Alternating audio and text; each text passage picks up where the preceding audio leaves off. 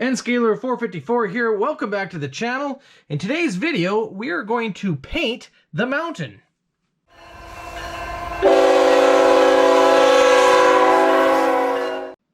For paints, I'm going to use your typical acrylic paint from a art store. I'm going to use Natural Gray 5 as our primary color on the rock, Ivory Black for some shadows and highlights, Burnt Sienna and Raw Sienna for some added color. For ground cover, I picked up these 3 different shades of brown/tan. I know a lot of people just buy like a generic latex paint and just go over it because it's going to be covered with grass and whatever anyways, but I just kind of, I don't know, I wanted to do more of a wash, which again, maybe it doesn't matter because it's going to be covered by dirt and grass, but that's what I did. Doesn't matter. These were like $2 each. These ones a little bit more expensive. Same kind of deal with the brushes. This was like $5. These are a little bit more expensive, but I'm going to use the bigger brushes to do the bulk of the painting, and then the smaller brushes for some details. The first order of business was to mix up the washes. How thick of a wash is entirely up to you. Just remember it's easier to add layers for darkness than it is to lighten things up later.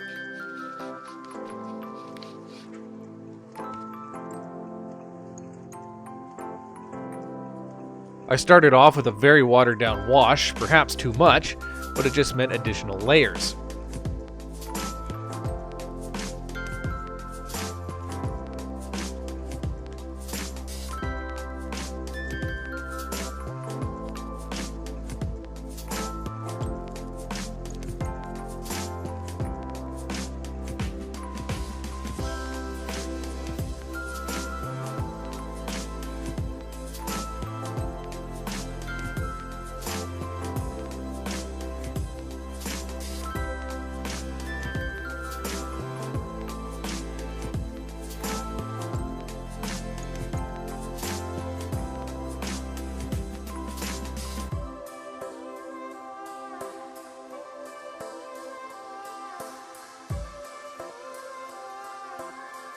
Early in the process, I added some black wash in the cracks and crevices, and then added some more gray layers on top of that.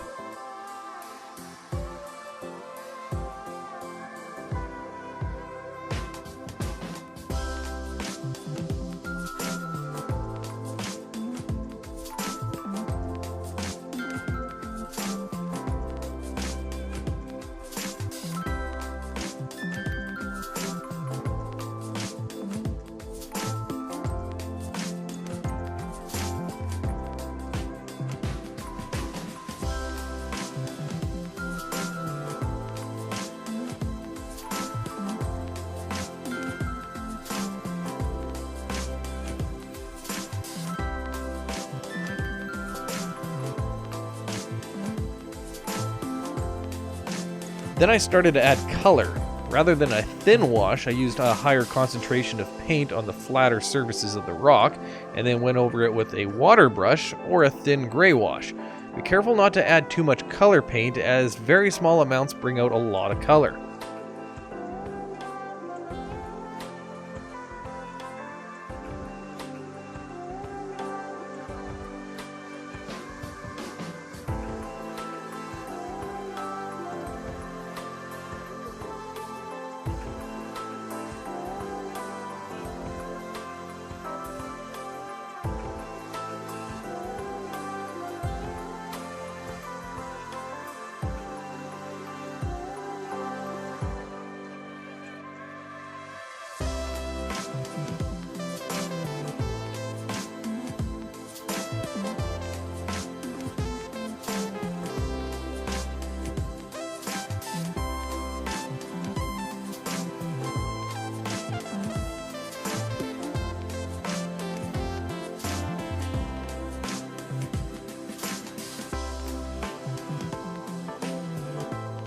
Then I applied the tan browns for ground cover. The browns I used are Jute, Pebble, and Khaki Tan.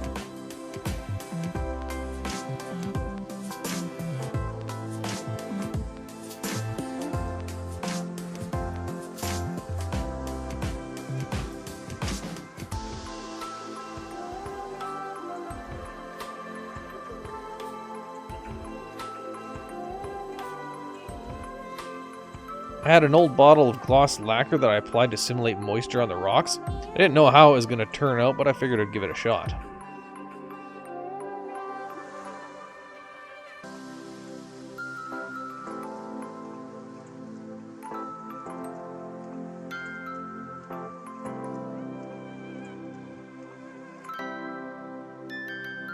I think we're gonna call this one done for now.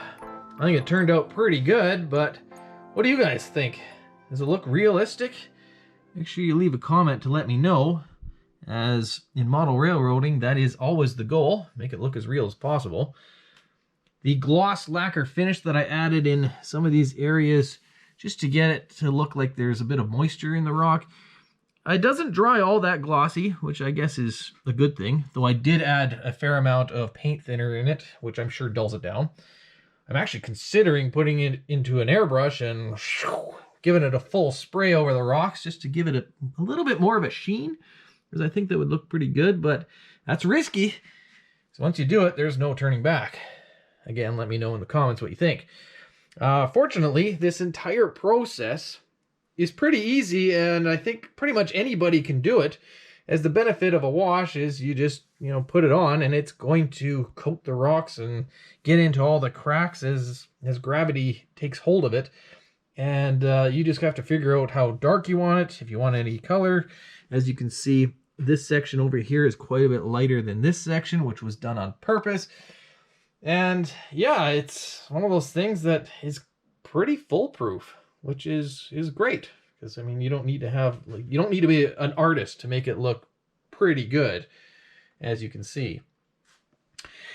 The abutment, I did paint it a concrete color, which was pretty much the same color as the plastic mold, which is good. A little disappointed that I feel like it's moved on me, because I thought I got these pretty close to perfect when I installed them, but there's a bit of a crack now. But hopefully I can cover that up with some weathering. Looking forward to putting on the tunnel wall and whatnot in here, so a video will be coming soon on that. But for this video, if you guys liked it, be sure to hit the like button, subscribe for future videos, and as always, thanks for watching.